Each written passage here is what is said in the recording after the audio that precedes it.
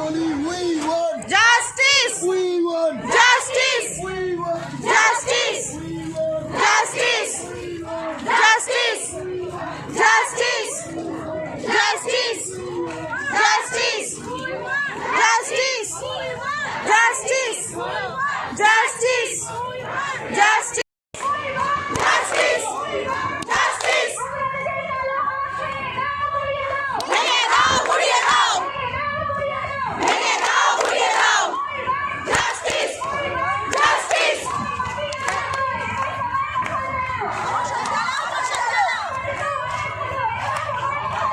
মশাল জ্বালাও, মশাল জ্বালাও, মশাল জ্বালাও, মশাল জ্বালাও, মশাল জ্বালাও, মশাল জ্বালাও। Justice, justice, justice, justice. ভেঙে দাও, গুড়িয়ে দাও, ভেঙে দাও, গুড়িয়ে দাও। Justice, justice, justice.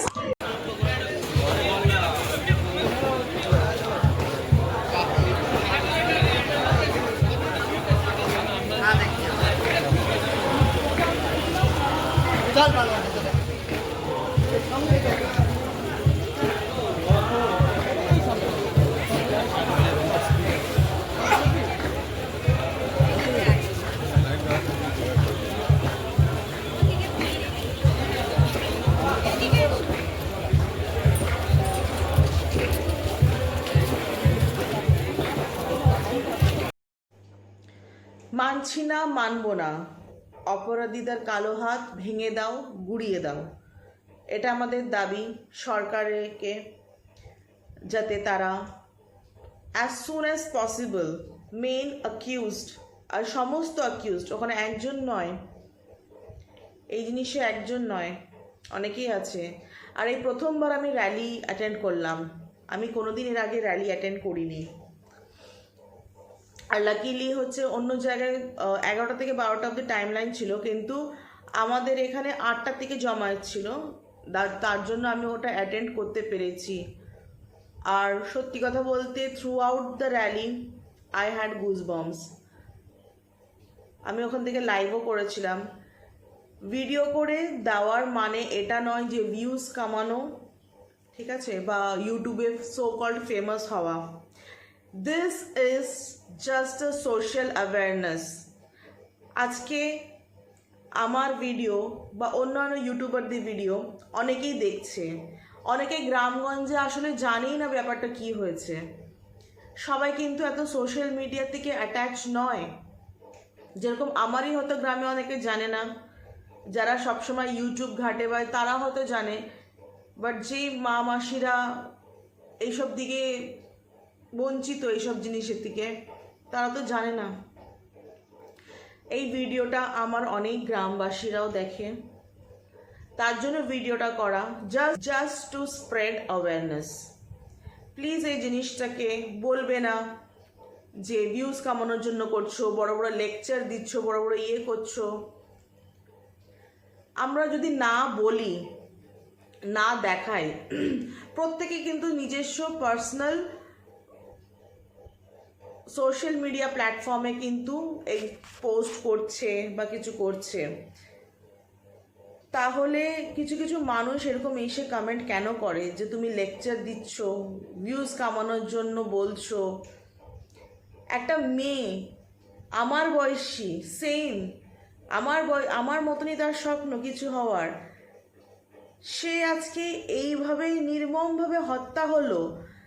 তাকে দেখি মানুষ ভিউজ কামাতে পারে, আমি কেন? কেউ নয়, কেউ নয়। কোনো ইউটিউবার বলো, এখন অন্য অন্য জায়গা থেকে তো ইনকাম করা যায়, যারা ফেসবুক ইনস্টাগ্রাম যারা দিচ্ছে, ওখান থেকে রোজগার করা যায় না?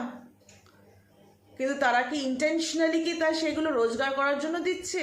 না, এই জিনিসটা একদম না, ভুল। আমাদের দেশে একটা জিনিস বলতে চাই, পুরুষদের থেকে না নারীদের মানে চেঞ্জেস আনাটা অনেকটা বেশি দরকার। কারণ কি, একটা মেয়ে আর একটা মেয়ের বিষয় এইসব কথা বলতে পারে। আমি জানি না এরকম কথাবার্তা কেন আসবে, খালি আমার মেন্টালিটি নয়, যারা যারা এই নিউজটাকে ছড়াচ্ছে in every platform, whether it's web, Facebook, YouTube, Instagram, যেই প্ল্যাটফর্মে ছড়াক, আই ডোন্ট থিঙ্ক সো তারা নিজেদের বেনিফিটের জন্য ছড়াচ্ছে। So please speak after thinking.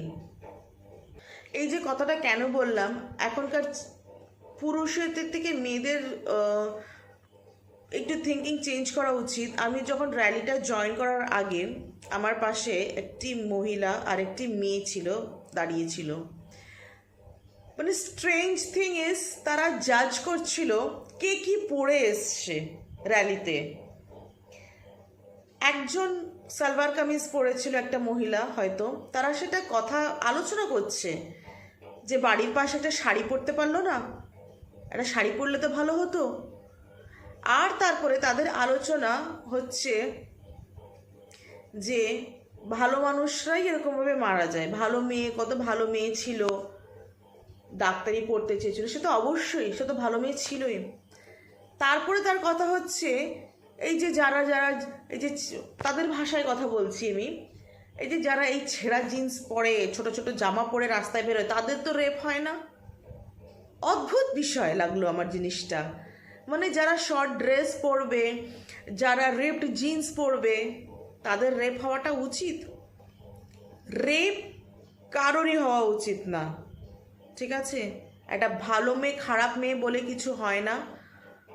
সবার স্বাধীনতার মতন সে যেভাবে হোক সে ড্রেস আপ করতেই পারে। কারণ ড্রেসের উপরে কেউ এরকম কমেন্ট করতে পারে না যে এদের রেপ হয় না, এরা তো রাত 2টোর সময় বাড়ি ফেরে। কি করে বাড়ি ফেরে? কোনো নিশ্চয়ই কাজ করে বাড়ি ফেরে, কিছু একটা তো রিজন হবে। Unless and until she is harming in your society. তারপরে বলছে যারা এরকম রাত বেরাত বাইরে থাকে, রাত্রে 2টোর সময় বাড়ি আসে, এদের তো রেপ হয় না। তো কি হওয়া উচিত? এদের রেপ হওয়া উচিত? একটা মেয়ে হিসেবে কি করে বলতে পারে এগুলো? আমার শুনে সেখানে আমার স্টুডেন্টরাও প্রেজেন্ট ছিল। আমার স্টুডেন্টরা বলছে ম্যাম কি বলছে এরা। আমি বললাম ছেড়ে দাও, এগুলো সব মেন্টালিটি, এক একজন এক একটা মানুষের মেন্টালিটি এগুলো।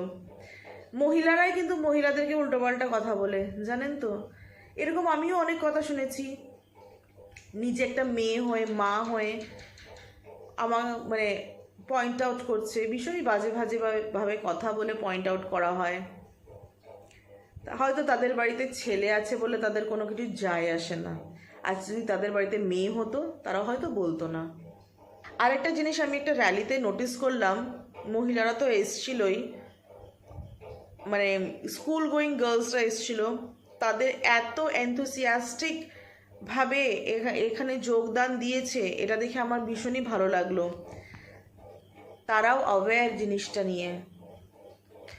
আর কিছু স্কুল গোয়িং, কলেজ গোয়িং ছেলেরাও ছিল, আর হচ্ছে মানে ম্যাক্সিমাম ইয়াং ছেলে ছিল, আর হচ্ছে একটু এজেড লোকজন ছিল।